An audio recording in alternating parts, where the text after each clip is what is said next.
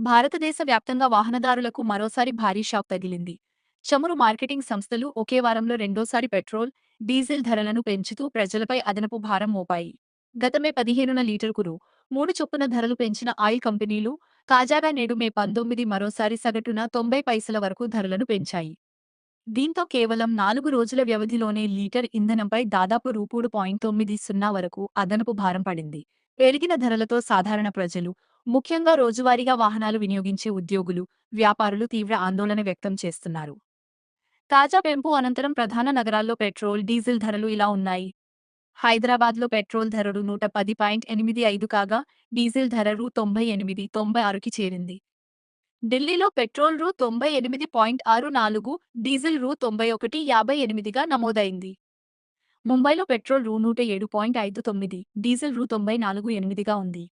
కోల్కతాలో పెట్రోల్ రూ. 109.70, డీజిల్ రూ. 96.7కి చేరింది.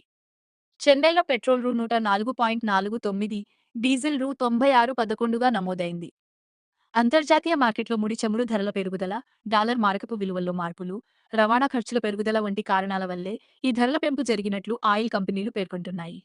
ఇంధన ధరల పెరుగుదలతో రవాణా ఖర్చులు కూడా పెరిగే అవకాశముండటంతో త్వరలోనే నిత్యావసర వస్తువుల ధరలపై కూడా ప్రభావం పడే అవకాశం ఉందని ఆర్థిక నిపుణులు హెచ్చరిస్తున్నారు.